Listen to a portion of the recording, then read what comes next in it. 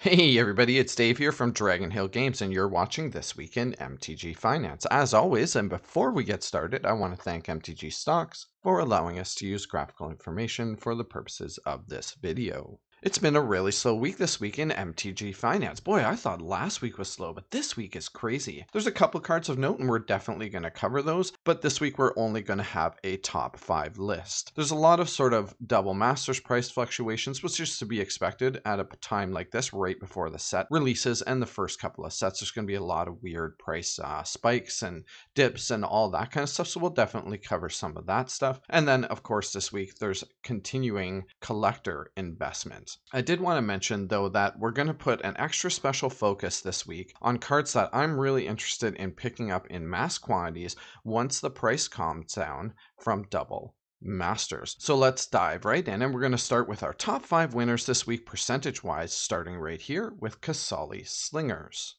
Not a lot new to say on Qasali Slingers. This card's been on and off the list a few times over the last couple of weeks and months or so. Super awesome in Cat Tribal, really good for the commander deck Rin and Seri. It's the only printing of the cards, so it's no wonder that cards like this that are really good in that Rin and Seri deck that only have single printings are seeing good, solid price increases. In the number 4 slot this week, we have the classic example of collector investment. Tetsu Umezawa from Legends. Only printing of this card, currently valued at $124.50, which is absolutely ridiculous. Even more ridiculous, this card's up 98% this week. Does anybody actually play this card? If you play this card, let me know in the comments section below what your reasoning is for playing this card. Is it just because it's a really cool, awesome, old sort of collector type card that you have in your collection and you want to just kind of show it off? Or do you actually have a way that you can make Tetsu work? I mean, 3 mana cost, we're in the Grixis colors, pay 4 mana and tap this thing to destroy a tapped creature or target blocking creature,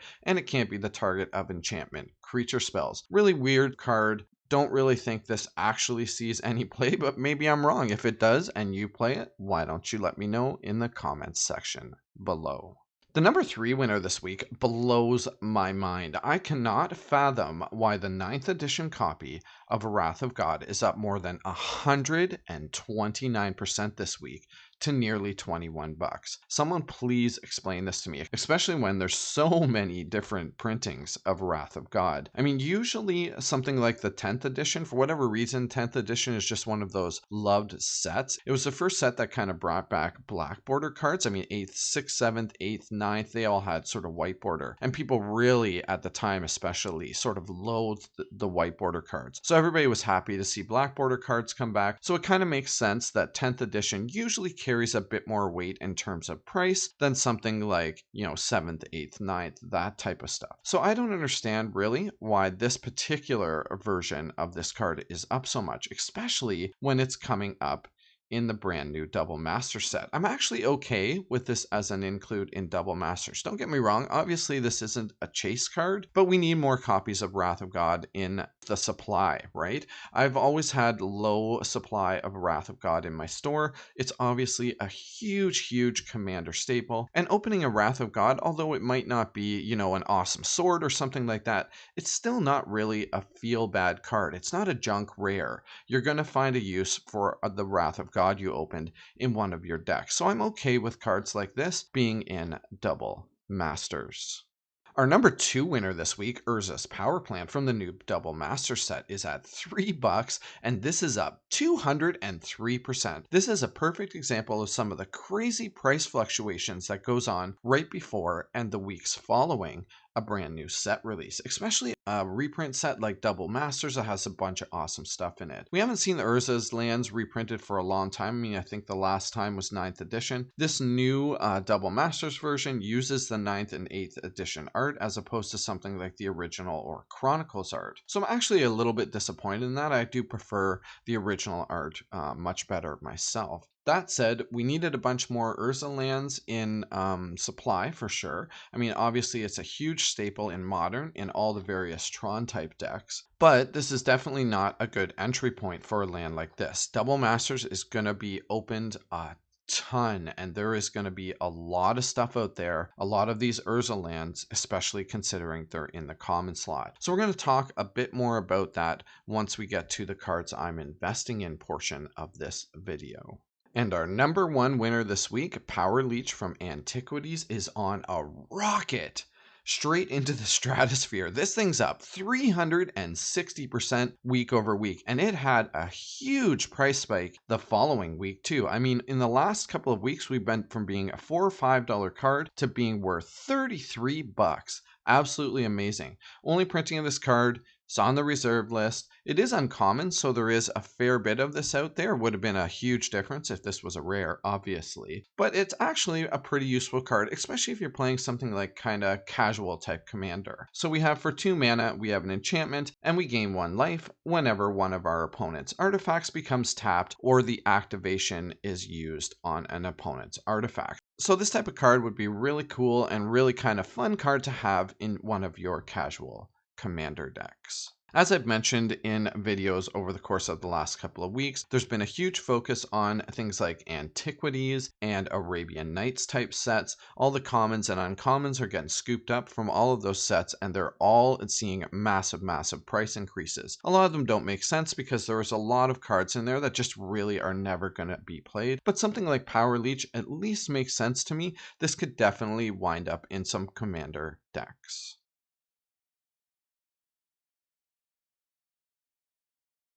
All right, and before I get into cards I'm investing in this week, as always, if you're a subscriber, you know I want to thank you for being here. I really appreciate your support. And if not, now's a great time to go ahead and hit that subscribe button. I post at least 2 videos every week.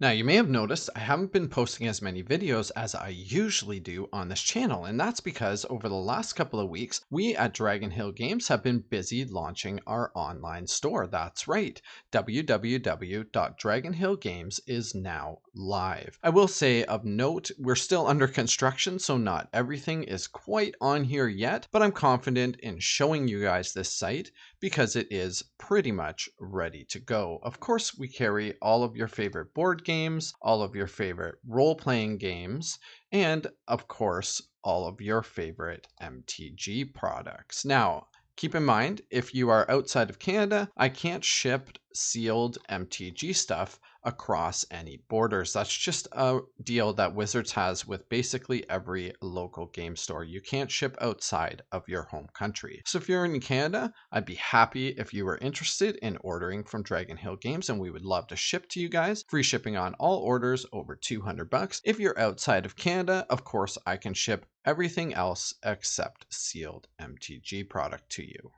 All right, instead of getting into cards that I'm investing in this week, I want to take a little bit different approach, and we're going to look at some awesome stuff, my top 5 cards investment-wise from Double Masters, considering that set is going to be releasing in less than a week. So all of these cards are cards that I believe are really good value, or will be once the prices calm down a little bit, and cards that I would look at picking up in multiple quantities for future investment purposes. And we're just going to cover some of the better rares and mythics that I think are going to be a good deal coming out of this set. If you're more interested in seeing a more in-depth look at Double Masters and all of the cards that would definitely be on my watch list, including a bunch of commons and uncommons, I will be releasing a video within the next couple of days that will specifically be targeting investment opportunities from Double Masters. So keep your eyes open for that.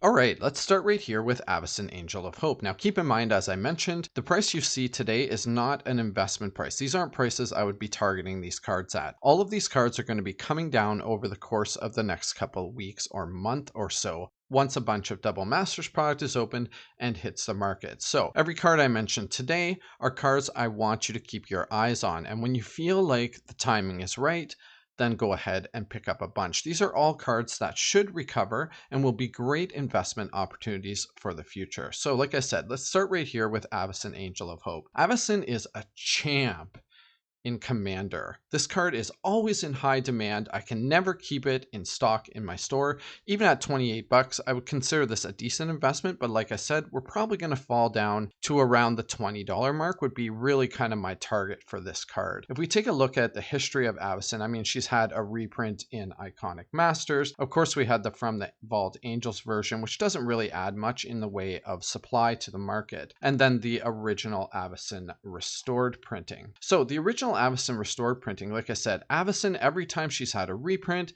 little bit of a dip, and then gone on a recovery from there to the point where she's worth like 40-50 bucks on a regular basis. Like I said, this card is just a champ in Commander, and it's definitely one that's on my radar from Double Masters.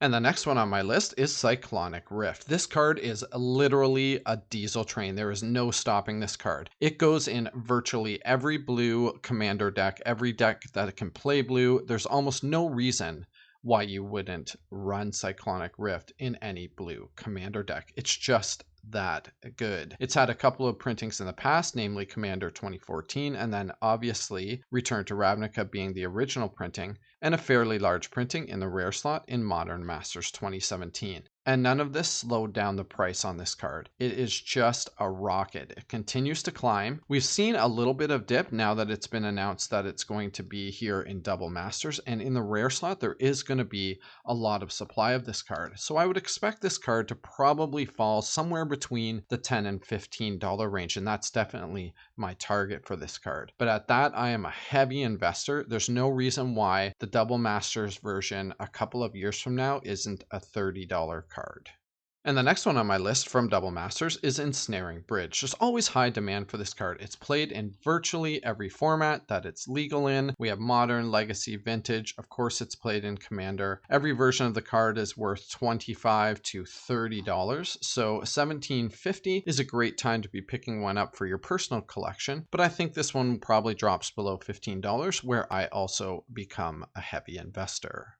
And up next, we have Avenger of Zendikar, another really good Commander sort of staple. This card's proved itself time and time again in Commander. Currently valued at $7, which would be a bargain for this card if you had to pick up an Avenger of Zendikar. Most of the other printings run between the $12 and $15 range. Again, I expect this to probably drop a little bit, but this is still a reasonable price to be picking this up for future investment. And last but not least, this week we have Vexing Shusher. So currently valued at $6.50, and of all the cards I mentioned, I think this one will likely drop the most. Vexing Shusher is a really awesome card. If you're not familiar with it, it's hybrid red-green. You need to pay 2 of those. It can't be countered, and then you can pay a hybrid red or green, so target spell can't be countered. Really awesome sideboard tech for various modern decks and lots of different sort of goblin decks. Also plays really well in Commander. Now, this is a card that's always had a high value, like in the $20 to sort of $30 range. Low printing, been a long time since we've had a printing. Shadowmoor was a long time ago, but it's always been kind of a sideboard card. So, it's like 1 or 2